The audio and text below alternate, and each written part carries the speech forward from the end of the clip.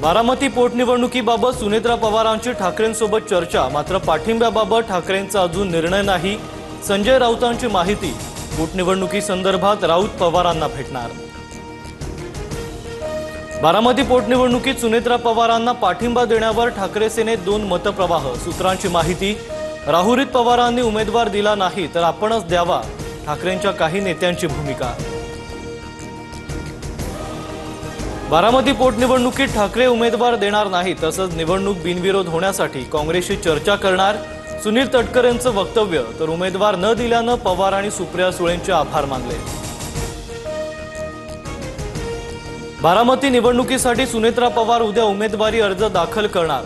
महायुतीच्या प्रमुख नेत्यांना अर्ज भरण्यासाठी निमंत्रण। पाठिंब्याच्या मागणीसाठी उद्धव ठाकरेंनाही फोन। मुख्यमंत्री आणि उपमुख्यमंत्र्यांना औरंगजेबाची कबर हटवायची भीती वाटते का? टी राजा यांचं आव्हान। कबर उद्ध्वस्त करून तिथे शौचालय बांधा, अशी हिंदूंची भावना। टी राजा यांचं वक्तव्य। धर्मासाठी लढणाऱ्या लोकांनी बंदुकीचा परवाना घ्यावा, मदरसे बंद करण्यापेक्षा बुलडोझरचा वापर करा। तेलंगणाचे आमदार टी राजा सिंग यांचं नांदेडमध्ये विधान।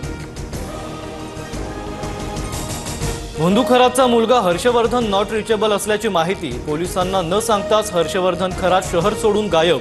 दुसरीकडे खरातची फरार पत्नीचाही पोलिसांकडून शोध सुरू।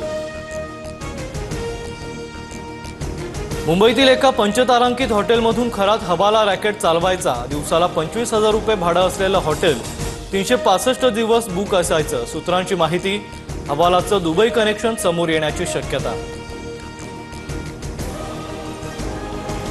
खरात प्रकरणातील पीडित महिला नैराश्येत। 8 ते 9 पीडित महिलांनी मानसोपचार तज्ज्ञांची भेट घेतल्याची सूत्रांची माहिती। एसआयटी कडून पीडित महिलांची अज्ञातस्थळी चौकशी। अजितदादांच्या विमान अपघाताप्रकरणी VSR कंपनीचा मालक रोहित सिंगला अटक करा। जय पवारांची मागणी। विमान अपघाताचा व्हिडिओ पाहिल्यावर सर्वांच्याच मनात शंका। जय पवारांचं वक्तव्य।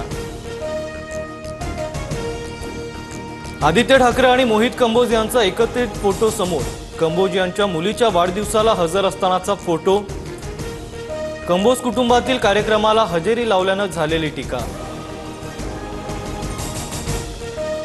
शेल इंडिया कंपनीकडून पेट्रोल डिझेलच्या दरात मोठी वाढ। शेल कंपनीचं पेट्रोल 7.41 रुपये तर डिझेल 25 रुपयांनी महागलं। पेट्रोलचा दर 119 तर डिझेलचा दर 123।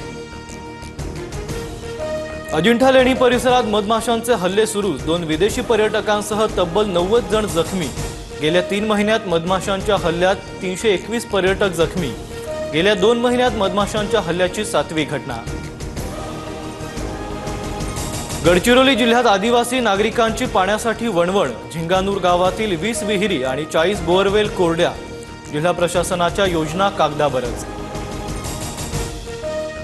नाशिकच्या निफाडमध्ये अवकाळी पावसामुळे द्राक्ष डाळिंब पिकाचं मोठं नुकसान। लातूरमध्ये ज्वारी पिकाचं मोठं नुकसान झाल्यानं शेतकरी अडचणीत। वाशिम जिल्ह्यात 530 हेक्टर पीक क्षेत्र बाधित।